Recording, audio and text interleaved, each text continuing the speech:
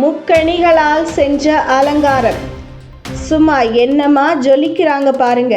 சித்திரை மாதம் என்றாலே எல்லா கோவில்களிலும் திருவிழா களை கட்டும். 10 நாட்கள் தொடர்ந்து நடைபெறும் திருவிழாவில் முதலில் கொடியேற்றத்துடன் தொடங்கி தேரோட்டம் முடியும் வரை 10 நாட்களுக்கு கிராமமே விழா கோலம் பூண்டிருக்கும். இதில் சொந்தம் பந்தம் புடைசூழ வந்திருந்தும் தங்களது நேர்த்தி கடனை செலுத்தியும் செல்வார்கள். அப்படி சித்திரை திருவிழா தமிழகத்தில் உள்ள அனைத்து கோவில்களிலும் திருவிழா சிறப்பாக நடைபெறும். புதுக்கோட்டை மாவட்டம் ஆலங்குடி அருகே உள்ள வடகாடு முத்துமாரியம்மன் கோவிலில் மிகவும் பிரசித்தி பெற்ற சித்திரை தேரோட்ட திருவிழா நடைபெற்றது. இந்த விழாவில் தமிழக சுற்றுச்சூழல் துறை அமைச்சர் தேரை வடம் பிடித்து துவக்கி வைத்தார். தேரோட்ட நிகழ்ச்சியில் ஆயிரக்கணக்கான பக்தர்கள் கலந்து கொண்டு வான வேடிக்கை முழங்க விண்ணதிர அரோகரா கோஷமிட்டு தேரை வடம் பிடித்து இழுத்து சுவாமி தரிசனம் செய்தனர். புதுக்கோட்டை மாவட்டம் ஆலங்குடி அருகே உள்ள வடகாடு முத்துமாரியம்மன் கோவில் அமைந்துள்ளது.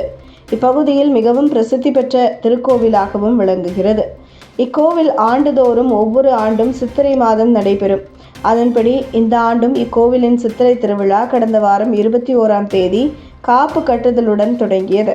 அதன் பிறகு தினமும் சிறப்பு அலங்காரத்தில் அம்மனின் திருவீதி உலா மற்றும் சிறப்பு வழிபாடுகள், அம்மனுக்கு சிறப்பு அபிஷேகமும், இரவில் நூற்றுக்கணக்கான பெண்கள் ஆரத்தி குடங்களுடன் அணிவகித்து நிற்க அம்மன் திருவீதி உலா வந்தது.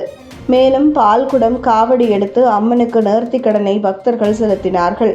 இதனைத் தொடர்ந்து ஒவ்வொரு பக்தர்களும் அம்மனுக்கு பொங்கல் வைத்து வழிபாடு நடத்தினர். இந்த நிலையில் அக்கோவிலின் முக்கிய திருவிழாவான சித்திரை மாத தேரோட்ட திருவிழா வெகு விமர்சையாக நடைபெற்றது.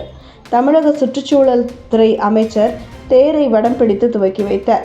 இந்த திருவிழாவில் வடகாடு மற்றும் சுற்றுவட்டார கிராமங்களைச் சேர்ந்த ஆயிரக்கணக்கான பக்தர்கள் கலந்து கொண்டு தேரை வடம் பிடித்து இழுத்தனர். மா, பலா, வாழை என முக்கணிகளால் அலங்கரிக்கப்பட்ட தேரில் அம்மன் வீற்றிருக்க மங்கள இசை முழங்க கோவிலை சுற்றி 4 வீதிகளிலும் தேர் பவனி வந்தது. இரவில் வானவேடிக்கை சுமார் 2 மணி நேரம் நடைபெற்றது. இது பார்க்கவே கண்கொள்ளா காட்சியாக இருந்தது. அதன்பின் ஆயிரக்கணக்கான பக்தர்கள் அம்மனை தரிசனம் செய்துவிட்டு பிரசாதமும் வாங்கிச் சென்றனர்.